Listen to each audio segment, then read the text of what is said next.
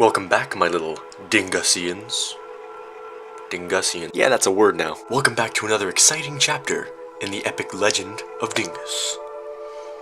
Would you like to hear what happens next?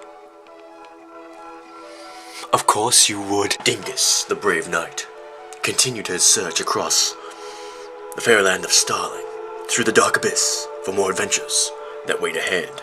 In his travels, he began to hear rumors and mumbling of a new terror entering into the land of Starling.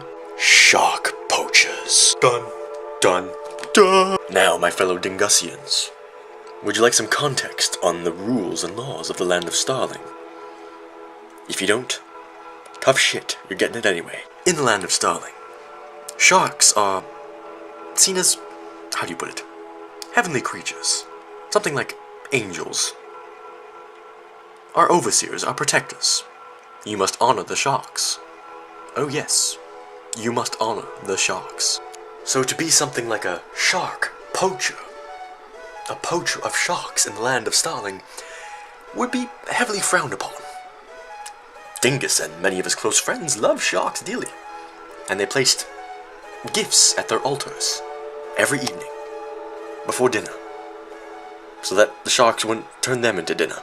Feeling such anger and rage building up inside him, Dingus began to do detective work, becoming his own little personal Batman, if you will, to hunt down these shark poachers and put them to justice.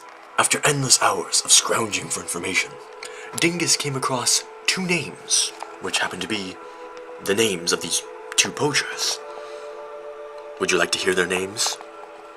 Well, once again, tough shit, because I'm going to tell you. The names of these dastardly men who would hunt these sharks day and night.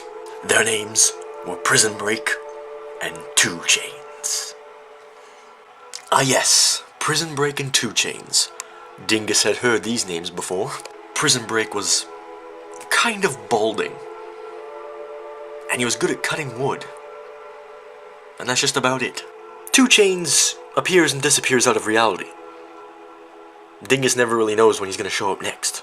But one thing they have in common is that they were bros, and another thing they have in common is that they love shark. Prison Break and 2 Chains also contain the uncanny ability to be able to slip in between the passageways of the dark abyss for quick instant travel between its many landmarks. It's a force to be reckoned with. Dingus was a strong knight, but how on earth would he ever be able to catch 2 Chains and Prison Break if they could jump through these space rifts, portals through time? It seemed like an impossible task. Those poor sharks would suffer. Indeed. The moment Dingus would hear Prison Break call out to 2 Chains, Hey bro? Yeah bro? Let's get some shark. Bro. Yeah, let's get some shark. Poor Dingus was always one step behind in catching these preposterous criminals. 2 Chains and Prison Break were small fries. They were actually the henchmen, working for a much bigger man up the ladder. Plot twist. They were working for the criminal mastermind, known as Big Dick. Yes, Dingus put all the pieces together. It all began to make sense in his mind. You see, the sharks, they serve as the avenging angels, the guardians, if you will, of the soap shrines. Now, soap is another very important thing to the land of Starling. Yes, very important. They're like these ancient relics of untold power kept in these temples, and the sharks would protect them. But alas, Big Dick, being the greedy fucking bastard that he is, told Prison Break and 2 Chains to kill all the sharks. So that means that there was nobody to guard the soap, so then Big Dick could take all of the $5 soap that he wanted. Big Dick wanted all that soap to stay clean. That's one clean Big Dick. Dingus would have no more of this madness. He would seek out justice. And there would be justice. Dingus devised a trick to stop 2 Chains and Prison Break before they could even do anything. For he once again called back to his training with Poop Scream, and remembered some very wise words. The portals through Starling can be blocked up with pieces of wood chips. As previously mentioned, Prison Break was pretty good at cutting wood. In fact, that's really all he ever did. So Dingus would find piles of wood chips scattered all across the land of Starling and gathered them all up into one great big bag. And then Dingus went around to all the portals that he knew of and clogged them all up with his wood.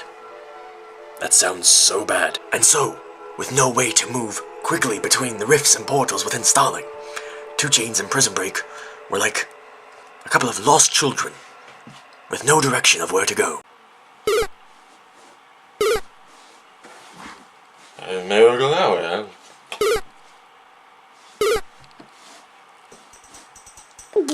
2 Chainz and Prison Break, after a while of realizing that they were going nowhere fast, put both of their quarter brains together and got half a brain to work with. And they decided to use both of their force simultaneously to ram right into one of the portals, hoping to smash off all the wood chips that Dingus had used to block it up. So they tried that, and they crashed and died. Unfortunately, within all the chaos, Big Dick got away to live another day. He lived down by the bay. Dingus's work was not done, and he vowed to find Big Dick. But for now, he would stay behind with the sharks and help in rebuilding the Soap Kingdom, piece by piece. That is all for tonight, my children. Until next time.